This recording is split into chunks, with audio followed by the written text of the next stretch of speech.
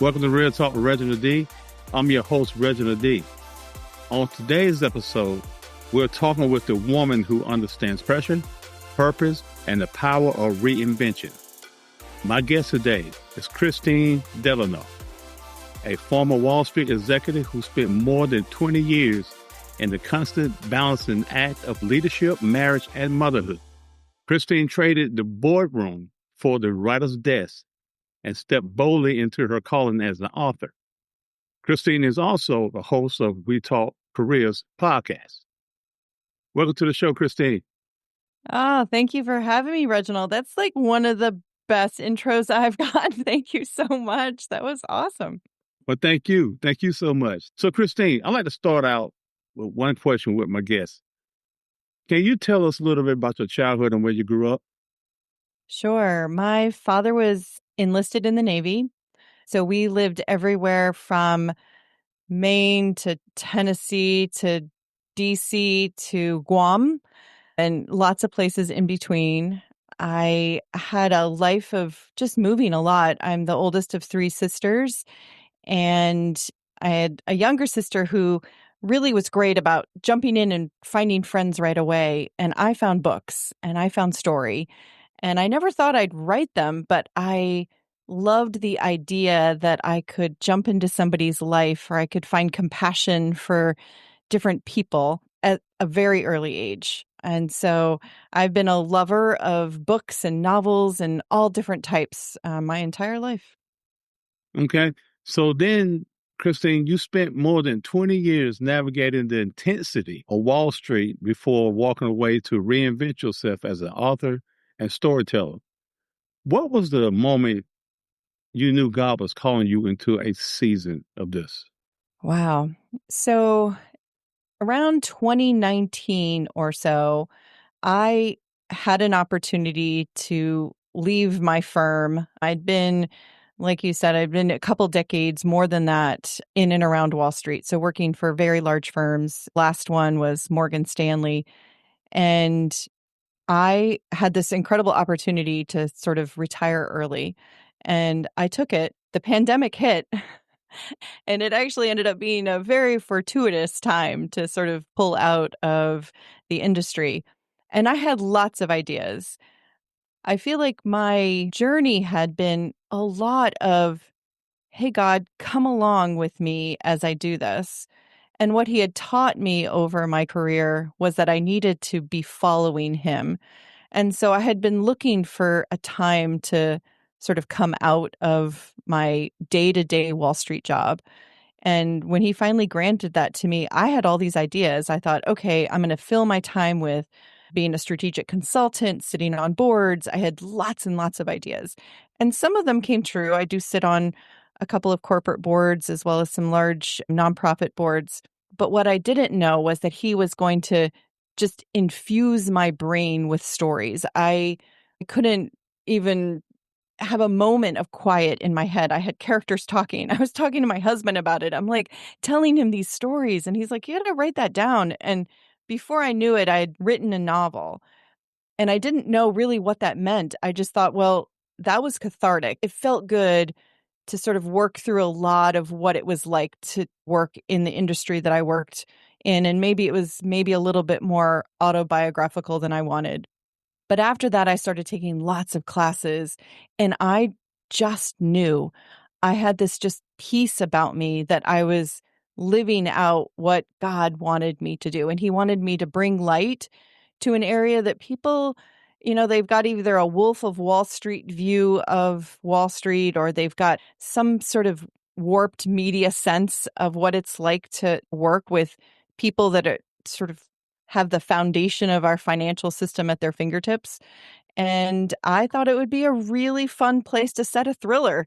And so my journey started about 5 years ago. And The Lies We Trade, which is my first novel to come out by Tyndale, is actually the fourth novel that I wrote because I wanted to get good at it before I sent it out into the world.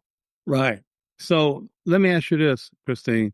A lot of people feel stuck, between who they are and who they want to become. What advice do you have for someone listening who knows they need to reinvent themselves, such as yourself, but are afraid to take the first step? I think that God has uniquely created everyone with a passion and a calling. And I think sometimes we get stuck in what we think we should be doing or ought to be doing or need to be doing. And there are seasons for that. There's seasons where we are stuck. We have a family to support and we need to be doing the things that we're doing. But when we start to get those nudges that say, hey, start looking at this, start understanding it, following your passion into something, it isn't about a doom scroll on your phone. It's about actually getting in the place where these things are happening. So for me, it was, okay, I got to find other writers that are doing what I'm doing. I got to start actually participating in classes and understanding what this world of publishing looks like. So, my advice for people is to just start leaning in, start moving in the direction where people are doing the thing that you are feeling you have a calling to do. And if you get there and you think, oh, this isn't right, pivot. There's an exciting world out there, and there's lots and different ways that the thing that we're good at can actually play out into a career. Now I'm going to ask you this. What did you learn about yourself in the process of leaving a powerful career to pursue a purpose-driven life? Probably one of the biggest things that I learned was that there is so much power in being a soldier versus being the general. And I had really prided myself on being a good manager, being a great leader, being a managing director of a large area, having the answers and being able to direct people. The idea of sitting back and being led by God, by other people, working on a team where people's voices became quite important to my ability to be successful at any of it. There is so much excitement for me now to, of course, I sit down at my desk and write by myself for a long periods of time, but I am in constant communication with people. I'm much more of this idea of God is leading me with this, and I am his soldier on this journey, as opposed to having to assume that my success or my failure is only on my own shoulders. Yes, exactly. Because he's a general. You're just a soldier when he calls, Yes. right? Right. That's But the happened. world tells you you got to be a general. The world tells you be the general all the time. And I think it's the lie that I would trade with people all the time is who's in charge. And it's you're always sort of fighting for that top spot and getting to understand that your place in this place of being in surrender and in just communion with God is so much more powerful. Yeah, and I always say, some people get it twisted in the world, just like me in leadership. I'm not the general. I'm a servant. And my job is to serve other people to help with the cause that we're trying to get accomplished at the end of the day. If I'm 50 feet above you, you on the ground, it's going to be hard for you to understand what I'm saying or what we got going on. So I have to be on the ground with you and serve you for everybody to be great at the end of the day. Absolutely. Absolutely. Couldn't agree more. So your novel, which releases in January 2026, That's correct. The Lies We Trade, is a suspense set in the high pressure world of finance. What inspired you to write your book and to explore real life themes women face in leadership, marriage, and identity? I love big, hairy puzzles and projects and just different ways of thinking about the world. And so the question at the heart of my novel started with, what if there was a woman who went in on her best day of work and was told she needed to sign a restraining order against her second in command? And it just sort of came up to me, this idea of what happens if one of the worst things that could happen in your work happened on the best day that it was supposed to be? And what would that look like? How would she be able to continue to do the celebration and invite people in while having to do the thing that she didn't want to do, but was in some ways forced to do. And what would make a company have to sign a restraining order over someone? People are fired all the time. People leave, they're fined, but restraining orders are something quite personal. So that question just sort of swirled and swirled around in me. And I just thought, who is this Meredith who has worked so hard for this career? Her marriage is in a bit of crisis. Her teenage daughter is having trouble. And now she comes in on what she thinks is going to be a celebration, and she's forced to do something that she doesn't want to do. How would she behave? What can we learn from her?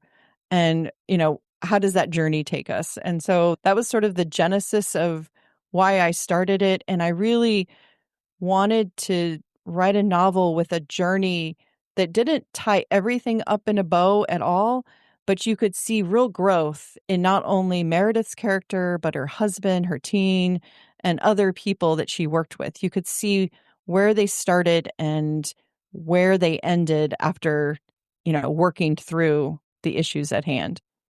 That's very creative. That is very creative. I know why you do what you do. Thank you. So, Kristine, you talked openly about burnout and recognizing the warning signs before it breaks you. What were some of the signs you ignored in your own life, and how can listeners identify those signs sooner? Yes. One of, I'm going to answer that two different ways. Sometimes we have a false sense of burnout. And it is something I learned earlier on in my career. And it's a piece of advice I give to a lot of, especially young women and younger men that are in their career, really trying to make something of their title and their management capabilities. And it's that sometimes we wake up every day and we ask the question, am I in the job that I should be doing? Like, am I balancing the right thing? Am I doing this? Am I doing enough? Am I enough? And that, I think, sometimes gives us a false sense of burnout, a false sense that we are failing at the thing that we're meant to do. What I came to realize, and am just so thankful that I had a career that allowed me to have the space to do this, as well as a husband that walked alongside me with this, is that I think we should be quarterly, just like very successful companies, taking a look at the business of our career and our family and those things that we are operating within. And quarterly, we sit down with the board of directors that we've assembled around us. So it could be our husband and our, best friend that can kind of see into us, and some of our colleagues, those that are the trusted advisors in our life. And we ask those big questions and we make some pivots. We adjust. If we really are truly at the place of burnout, we put in a plan to get ourselves out of what we're doing. We put in place boundaries. We put in place different strategies that enable us to be successful every day. And then we put that to rest and we feel the comfort of having worked through this. If you're a person of faith like I am, then you're doing this alongside a lot of prayer, a lot of contemplation with God over what the calling is and where you are in your current season of life for being able to work through what he's called you to do. But what you're not doing is waking up every day and questioning yourself and creating an imposter syndrome view of your world. You are actually going into the world with excitement and just a sense of making progress and being content with the plan that you have put in place. Right, exactly. So let me ask you this. What does having it all really mean? And is that even a fair expectation for women today? Yeah. I mean, it biblically can't be what we're after. We live in a fallen world. We live in something that's already imperfect. So expecting perfection from ourselves, expecting our lives to reflect what everyone puts out on social media in their very best moments can't be something that we attain to. But I think that if you are surrounding yourself, steeping yourself in faith, steeping yourself in prayer, surrounding yourself with people that care about you, I think you can create a plan for your life that helps you live in a joyful contentedness, right? Which I think supersedes this idea of like, I can have it all. I can do it all and I can do it with this and I can take on the cognitive load of not only my job, but my marriage and my life and all of that. And instead, you feel like you've got partners that are working toward this goal. I think that the idea of this joyful contentedness is far superior to the idea of having it all.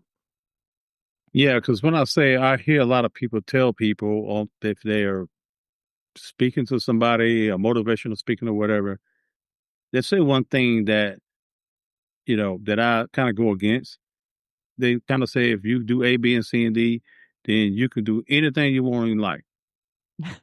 Anything you want, you can do it. And I don't think it works like that. I No. think everybody has an assignment, Right. like you said, a call too.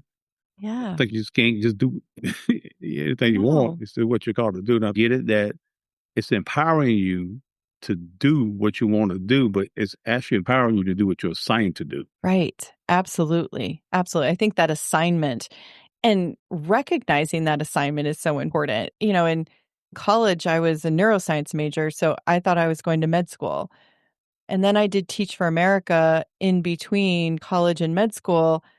And I taught high school in Baltimore, inner city, really rough. And so I had a engineering company that came in and helped sponsor my classroom and helped me with things. And I ended up getting a job with them while I was now applying to engineering school instead of going to med school, and got my master's in engineering. And I thought, okay, I'm going to sit in companies and help solve problems. But the first company I really did that work for in a major way was a Wall Street firm. So all of a sudden now I'm in finance. And so I feel like sometimes, so if someone had said earlier on, oh, you're going to, work on Wall Street, I would have been like, that's not my calling. I don't have passion for that. But the passion is that I really like to solve complex problems. And I like to do that in teams. And I like to do that over long periods of time that add value to the people around me. And I think there's lots of different places I could have applied myself for doing that. But if I didn't have people that were speaking into my life, and if I wasn't looking to God to really understand what that calling was, I could have, even kind of become a doctor and then every day did nothing toward this idea of my calling of solving larger problems and telling stories and, impacting people around me. So I think it's hard sometimes. Even I have a son who's just started college, and people are asking him all the time, like, what's your major? And what are you going to do with it? And what are you going to do with it? And I'm like, I understand why we ask it, because we want to, we want to encourage him and we want to make sure that, he's got some ideas. But frankly, what we want to be asking is like, what are the things you like to do with the knowledge you're gaining? Like, what are you learning in your classes that just lights you up? And, what are you thinking about when you wake up in the morning about some of the classes that you're taking? Because I think those are the things that are going to help him understand what his calling, what his assignment ultimately is. Yes, absolutely. That was well put. That was well put. And that's how you get into entrepreneurship, Right. Right. but you really, really know. Yes. Yes. Yes. And sometimes, it's entrepreneurship can actually lead you to then finding people to partner with. One of the things in Maine, there's a Maine community bank, and they put on kind of a Shark Tank in Maine. It's called Launchpad, and we have, hundreds of companies apply for it. And I've been privileged enough to be sort of the head judge on it the last few years. And we've been able to give out a lot of money to companies, entrepreneurs that are trying to do this. And it's fascinating. The problems that people find, the solutions that they come together. And then over years, when you watch them, they start finding each other. And then they form bigger companies, or those companies get bought. And it's the idea that people can take their passion and really turn it into a business that impacts others it's just so exciting to me. Yeah, that's amazing. So your book features a marriage under pressure. In your experience, what makes or breaks a relationship when ambition is high and time is limited? Communication. It's Meredith and Clint, their biggest issue in the book is their inability to hear each other, their inability to hear past what it is they assume the other person is saying, and their willingness to sort of step into that messy communication that sometimes we have to go to find the truth of what it is that we want to say to each other. And what's heartbreaking about a marriage like theirs is that they truly love each other. They found each other, they built a life together, they admire the work that each one of them does. And yet, they're in this place where they barely say words to each other for fear of setting the other one off. And I have seen marriages like this over and over again. One of my great privileges in working where I did was that people would know of my faith, and instead of me preaching it out to them, I would become the person that when a colleague was struggling with his inability to sort of understand why his wife was so unhappy, he would come to me and ask me, what could he do? How, like, you seem to be different. You seem to talk differently. You seem to behave differently. What am I doing and how can I do this? And universally, I would ask if I could pray with him. Always said yes, always. And I feel like marriages that don't have a foundation of God, I don't know how they do it because I think marriage is hard. And I love my husband and he's amazing. But I feel like that idea of if we stop talking to each other, if we stop trying to understand each other, that silence breeds such discontent and the idea that, maybe we don't love each other anymore. And I think that's definitely the danger zone. Yeah, it is. Yeah, especially the busier you get, Mm, life keeps calling. Things right, keep calling, and you get more busier, and you start kind of drifting away. But you got to get back to the foundation when it's all said and done, and right, take that time out to make the real thing the real thing. right. And that's hard to do sometimes, just knowing that question, because sometimes you just think, I just know what he's going to say. I just know what she's going to say. Oh, I just know. Oh, she's saying that because it's a statement of what I did yesterday, and it's all coming back. Like we create all these assumptions.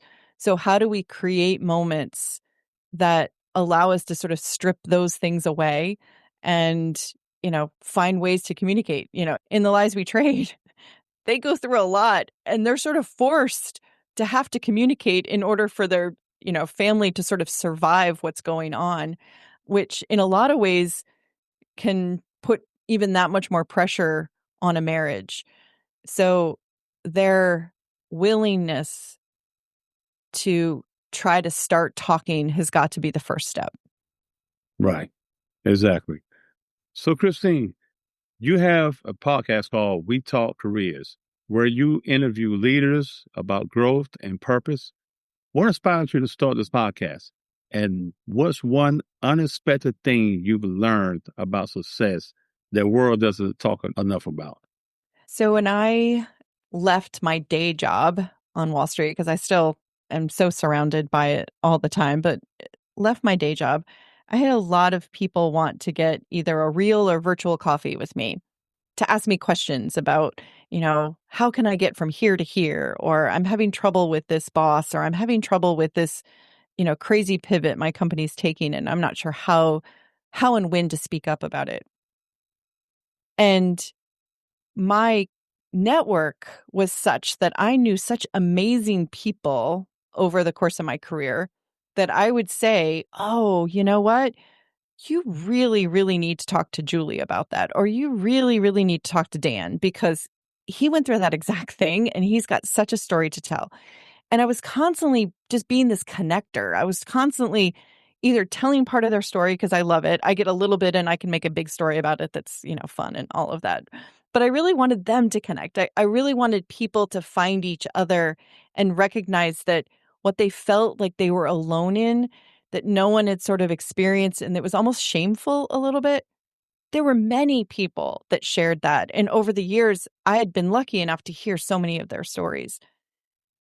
And it just one day I was at a board meeting with Women in ETFs, which is a large connect, support, and inspire organization on Wall Street. And I kind of blurted out this idea of, it would be great if we had a podcast where people could share those stories and then they could actually find each other and recognize, like, oh, that would make a great mentor, or I would love to mentor that person. And of course, when you put out an idea, you sometimes have to be willing to do it yourself. So I thought I would interview like my 12 kind of best friends, and then someone else would want to take this from me. And now we're like 3 years in, and I love it so much. And I think the biggest thing that I've learned, maybe not even the biggest, but maybe the most surprising thing that I've learned, is that when I ask some of the most successful, most driven, just by every standard, have sort of made it in the industry. And I ask them, if you could have one trait in somebody that you surrounded yourself in like a team in order to get something done, in order to be successful, what would that one trait be? And for the most part, I would say 70% of the time, it's curiosity.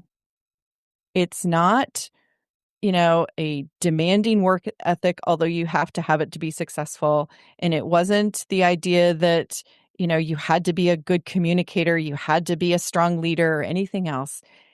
They all felt if someone had curiosity and every day came with this idea that they wanted to learn more and they wanted to share what they'd learned and they wanted to sort of lean into all that was going on, they could teach all the other things.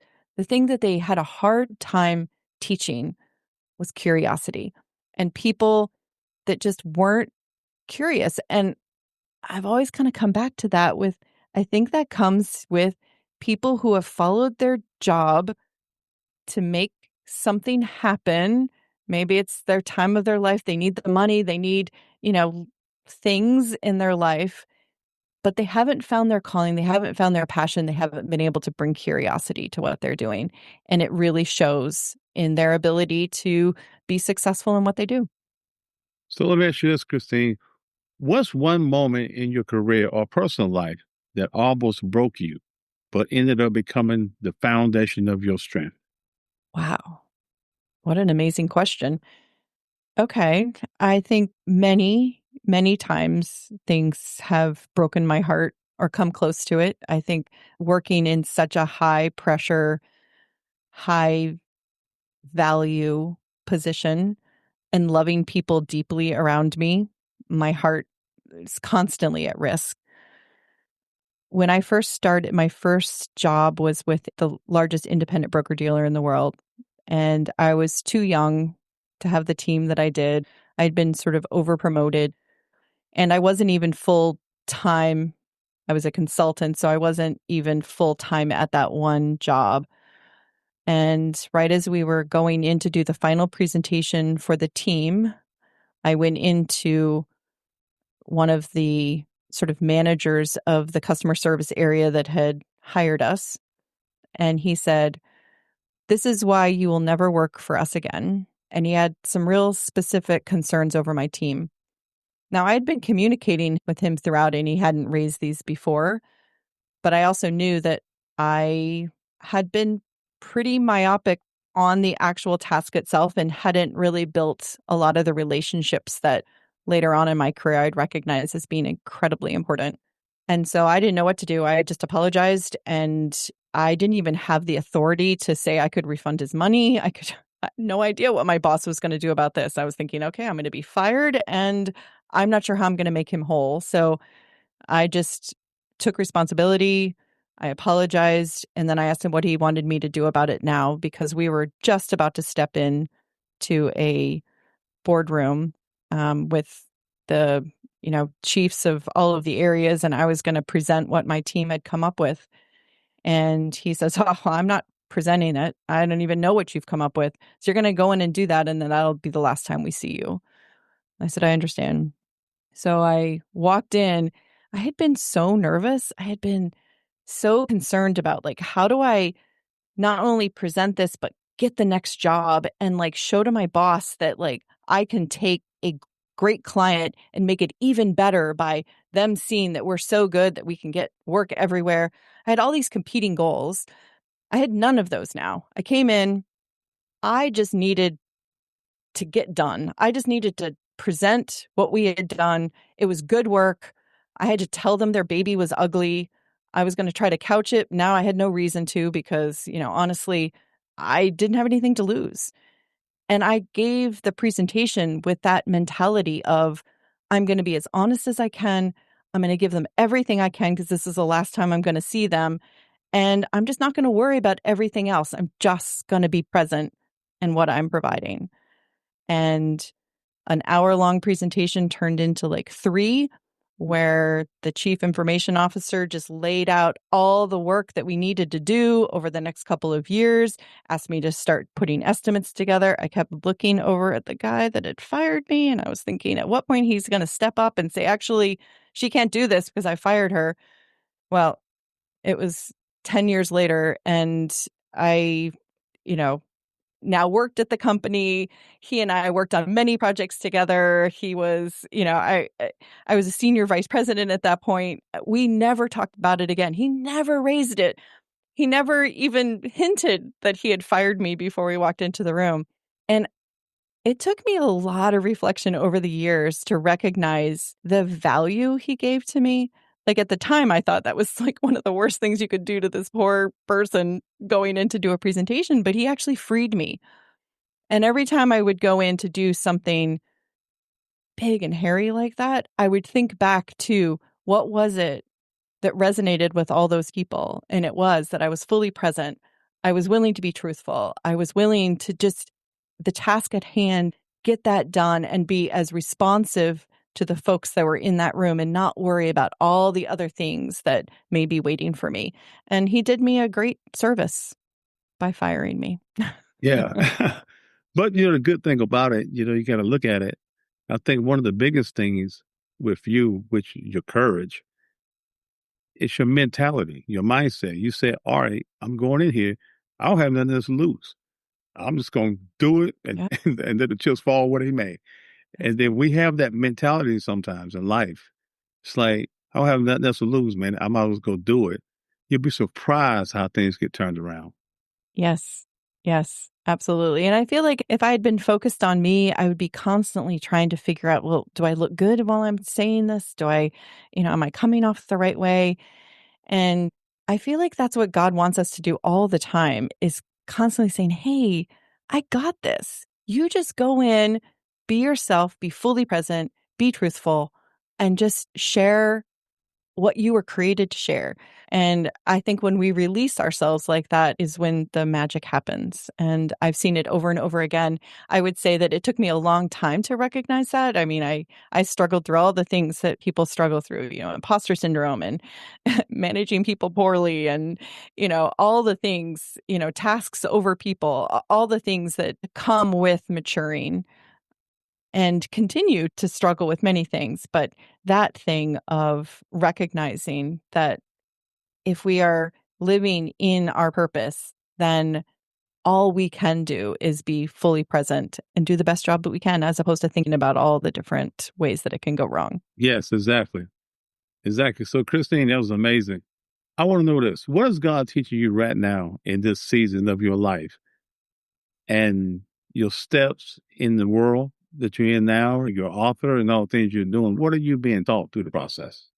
Where I get my value is what I'm being taught right now. I have had a career where my reputation, what people say about me, was often informed by what they knew about me personally. So they had worked with me or they knew someone who had worked with me, the work that I did, all of that, I felt like I could sort of manage. And it was important to me, especially as a woman of faith, to always live with an amount of, sort of dignity and character and all of that.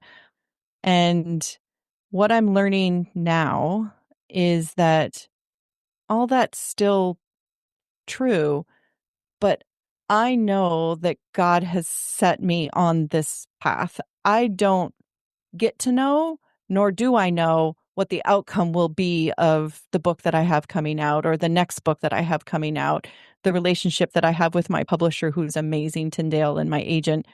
Like, I'm so thankful for all those things, but people come to me and say, "Oh, you're going to be a bestseller. Oh, you're going to do this." And I said, I don't have any of those guarantees, and I am okay with it. And I know that the book will hit some people, and maybe some people won't like it. And I've got to be okay with all of that because I am doing what I know God called me to do. I've just never sat in this space before where people can sort of comment about me on Amazon reviews or Goodreads or anything like that. It hasn't even started yet. And I'm still like have to constantly pull myself back from panic and remind myself that I never started this because I wanted the reviews. I started this because I knew that this is what God called me to do. And that's all I can care about right now. Yeah, so when you have that mentality, I was told that one time when I went into the ministry. My pastor, which is my cousin, he said that there is a set amount of people in the world waiting on you. So when you go back to what you're saying, the book you're writing, the things you're doing is meant for a set amount of people, not the whole world. It Right. could hopefully, but as a set amount of people that's assigned to you, that God has assigned to you, that's waiting on you. Yes. And it's freeing. It's freeing to think that I don't have the responsibility. God's not looking down on me and being like, "Oh, Alice out in Oklahoma City didn't like your book. Now I'm really disappointed in you." Right. Like I hope Alice loves it, but I don't have control over those things. And so I just keep having to sort of pull myself back from, you know, really recognizing that I hope that anyone picking it up that's in like work-life balance issues and, kind of likes a hopeful thriller and likes pacing and all of that will pick it up and enjoy it. But I can't go into it finding my value from whether people like it or review it well or any of those things. Exactly. You hit the nail right on the head. You hit it Thank right on you. the head. I'm practicing. Do you see? Like, this is what I'm learning. So I'm like speaking it into existence, That's Reginald. it. That's it. So, Kristine, if you could leave my listeners with one message of hope, especially women juggling leadership and family, what would it be? Especially coming into this season of we're watching a lot of like Hallmark movies and all of these, and it's like the woman leaving the job to go back to the harvest festival to find their true love and leave behind all of the things that their work and their satisfaction and all of that, and that's all bad. And you need to kind of move out of your whole world in order to find this like better world somewhere else. I would say, please take a breath. And my hope for everyone is that a book like mine, The Lies We Trade, might give you a glimpse that maybe where you're sitting is actually a beautiful, sweet spot. It's just that you're looking at it from the wrong lens, or you're not communicating with the people that you should, or there maybe is some bad guys in there that we need to like weed out. But it's not always a retreat that's necessary. It's the idea of like finding your calling, leaning into your faith, leaning into what God has told you you are, and then finding people around you that can help support that vision. Absolutely. Absolutely. So, lastly, Kristine, how can listeners follow your work, listen to your podcast, or stay updated on your new upcoming book release? Thank you. Well, I've got a website, KristineDelano.com, and it has links to all those things. It's been exciting to pull all that together. My podcast release every other week, and I interview leaders in finance, but in lots of different walks of life to talk about what they've learned. So that's available anywhere people get podcasts. And my book is on pre-order right now and will be out January 20th. And so I'm excited if people want to give it a read to give it a shot on Amazon, Barnes and Noble, or any place that they buy their books. There you have it. Kristine Delano. Kristine, thank you so much for your time tonight. I'm very inspired, man. I really love this. I Thank really you. love this. Thank you. It I'm was sure so fun talking to you. I know it. I had a good time. Thank you. Thank you for listening to Real Talk with Reginald D. If you enjoyed listening to Real Talk with Reginald D, please rate and review on Apple Podcasts. See you next time.